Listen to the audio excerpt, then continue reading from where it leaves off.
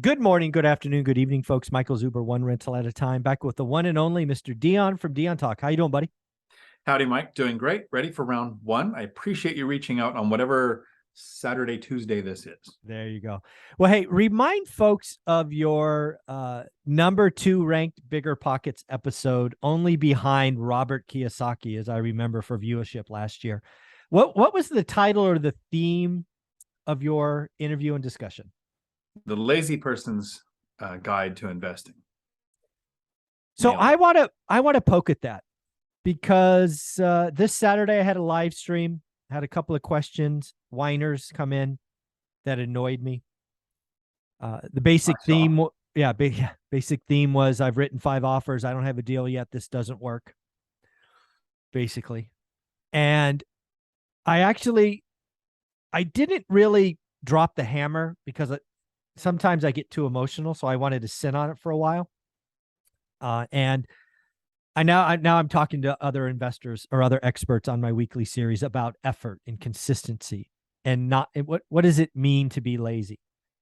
I think something I have done incorrectly on this channel, and I have 8,000 videos done wrong, so shame on me, is we've made it look too easy.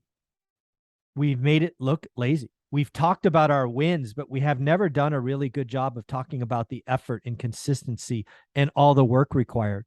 Your Bigger Pockets episode number 2, only behind Robert Kiyosaki, gets listens, I think, because it's lazy and successful. So Dion, let's push that aside and talk about the effort that you have deployed to find deals, to save money, to sacrifice, because there is real effort and work in being lazy.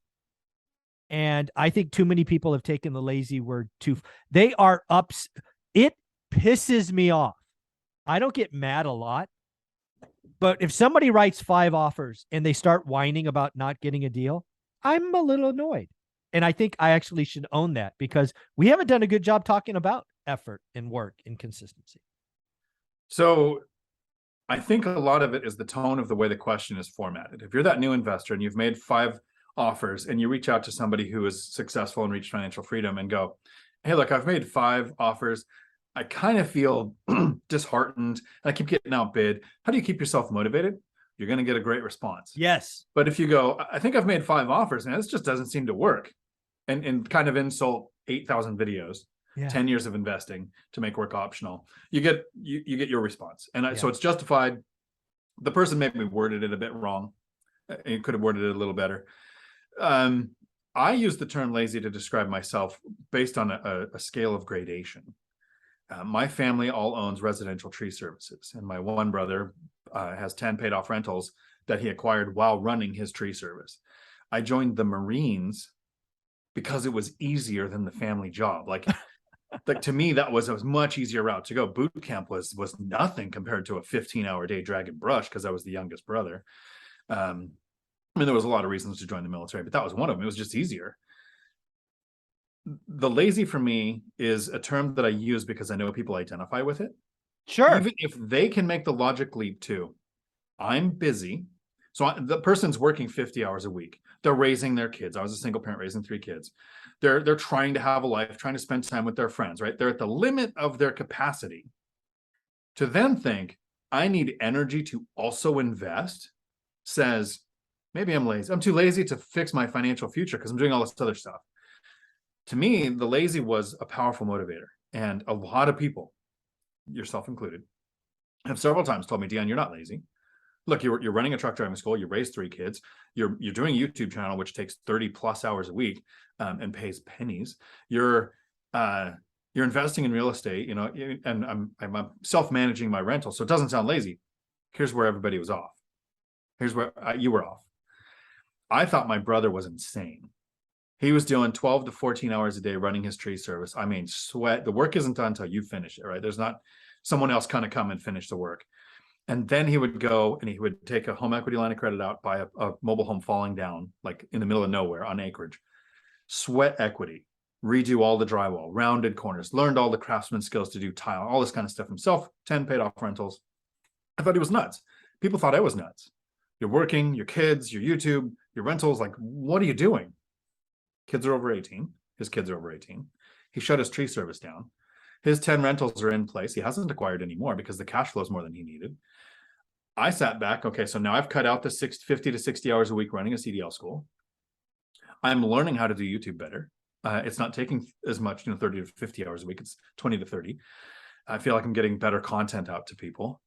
And my rentals, while I self-manage, it's just hours a month. That lazy motivation of not having to work, knowing that the self-managing is just a couple hours a month, that motivation, there's two forms of it. The first motivation is once I get there, I get to live the life no one can, or few people can, right?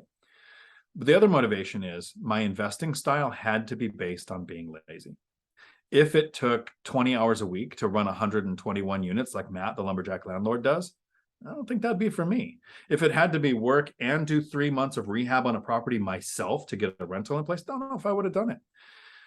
But buying a rental with a tenant in place where I have a 10 to 15 minute conversation on the binder, tenant's happy, I have handyman and contractors in place to handle repairs, and I'm not going to properties to fix stuff. I did a couple times in the beginning to learn what was kind of reasonable, but the motivation of making the life I want trumped my level of lazy and everything else. So the effort to get here isn't something a lazy person does. And I want to actually hit one thing harder. You have worked really, really hard to establish process, procedures, relationship network so that operationally it's hours a month, which you can call lazy if you'd like. I'll give you that. But something you have never been lazy at is finding the deals.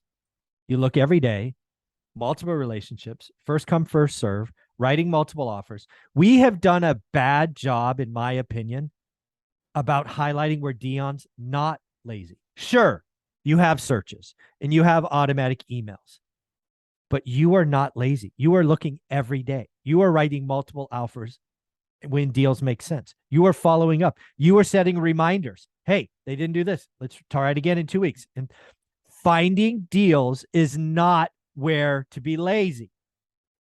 I think I know why, and it's kind of just dawning on me why we might not have done that.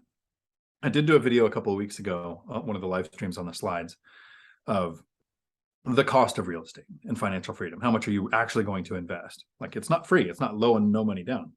Reinvestment, you get it back. But so here's the mistake I think I've been making, at least.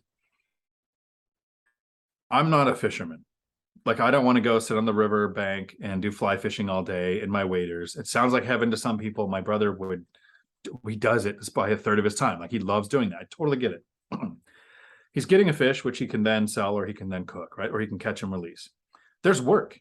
He's got to get the materials. He's got to make sure his waders aren't leaking. He's got to drive to the place. He's got to maintain the vehicle to get there. None of that sounds like work to him because he's fishing. Investing in real estate, doing the binder strategy, talking to an actual human being, that's work. So I limit that to 2 hours a week, a month, 2 hours a month or so. Looking at a email from an agent, like a lottery scratch ticket, Exactly. thinking, as I open this, it's not work.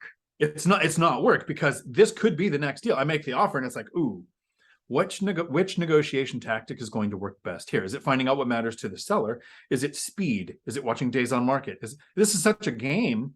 People don't want to gamify investing, because then you're investing on emotion and gambling. But if you can make your investing something you enjoy, kind of like the binder strategy, I enjoy leaving a meeting with a tenant that's happy. Mm-hmm. The leaving the meeting is the good part, not having the meeting, but leaving, and they're still happy. The rent increase is just like a bonus on keeping a tenant. So I think that's it. You're right. There's a ton of time that goes into 2 hours a month to manage the properties. Doesn't include looking for the next rental. No, you were spending more than 2 hours a month. Yeah, that's 30 minutes a day, 20 to 30 minutes a day every day, even weekend. Every day is Saturday. Right? Yeah, no. So again, you're absolutely right, and I see it the same way. For me, and it's been this way. This is like my superpower, right? I am already excited to look tomorrow. I've already looked this morning. I'm already excited to look to the hunt for the lotto ticket or the piece of gold that's buried. I don't consider that work. You and I, and many of my experts who are all successful, who all have come from nothing, we have done a poor job of highlighting that the hunt is work. And I think we need to highlight that, you know what, I looked this morning. It's 9:30. I've done a daily financial news. So I did a deep dive on an open door deal. I've already talked to the lumberjack 3 times. I'm talking to you now. And I've already looked at my market for 30 minutes. I don't know if I agree that you've made 8,000 videos that were wrong, because your hat literally says do the work. I mean, but we've done a bad job of educating. Finding the deal is not easy. It takes work, consistency, follow up, getting yelled at, getting told to F off. Who cares? Move on. Write another one. So I had a martial arts studio for about 15 years.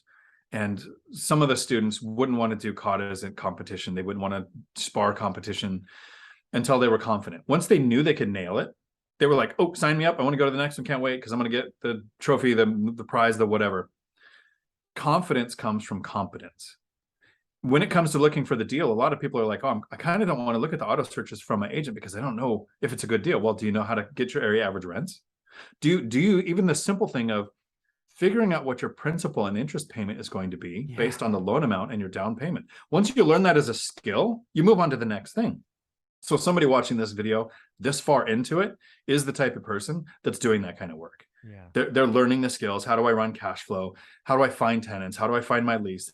Every time you learn that skill, it's kind of like getting started in real estate. I talk about often the 6 steps. The first step is learning how to save, increase your income, decrease your expenses, work on your credit score. Once you've done that, once you have those skills down, it makes sense to talk to a lender and find out what you can qualify for. Until you've done that, talking to a lender is no good. If you don't even know what your credit score is, why would you talk to a lender, right? So until you know how to run the rents, how to calculate yield, how to figure out which market you're going to invest in, each one of those is a skill that you can work on. And then once they come together, it doesn't become work. It becomes something that you're confident at. You're that person wanting to go to the competition, wanting to find the next email to open to look at. So the more basic skills a person gets down, I think that's why it does take 8,000 videos. I'm not saying somebody has to watch all 8,000, but to get the information that's in your course, it takes watching almost that many. Because there's that many small skills to master. That's why I created How to Get Started One Rental at a Time, because I'm like, all right, I'm annoyed. Here are all the steps, because I think real estate investing, the hunt for a deal comes down to one question. And that is, what is an average deal in your buy box? People ask me all the time, should I invest here? Should I invest? I have no idea. No, and frankly, I don't care. If you want to invest in Beverly Hills, California, who the hell am I to judge? Go figure out the average yield in Beverly Hills, California, and then only do great deals. That's what I teach, what I talk about, follow up, follow through. We've just got to hit. The hunt is exciting to you and I. It's not work. But we need to remind people that you and I still look every freaking day. And near as I know, you and I have yet to close a deal this year. Is that true? Not this year. I did one. But we're trying. Year. We're trying, right? Every day. Every day. We've written lots of offers, right? Yeah. Yeah. So again, Dion is lazy on purpose operationally. You could never call Dion lazy hunting for a deal. Hunting for a deal is not where people should be lazy. Stop it. I will do a better job of pulling out the effort, the work, the consistency. If you don't know average in your buy box, don't write an offer. It takes time to piece it all together. Your network will have to grow. Meet more people. It takes real work. Bring us home, Dion. I have had people reach out and say, what do I do before I close on a deal? Or I just closed on a deal. What do I do before I close on the next one?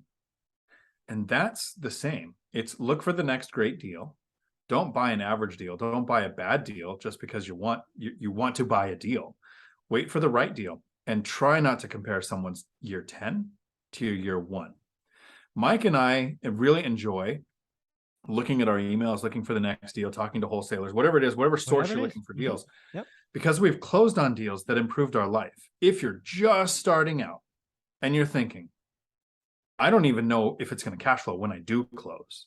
It's a lot of work to look for that next deal. Once you close one or two and you realize that even just $250 a month over time with appreciation and rent increases and principal pay down and the tax benefits has such a huge impact, it's worth doing the work to find the next great deal. And where can people find you, Dion? Right here on YouTube, Dion Talk Financial Freedom, where, depending on when this comes out, I do my live streams every Tuesday, 4 p.m. Pacific. It will come out today, so check them out. Thanks, buddy. Ciao.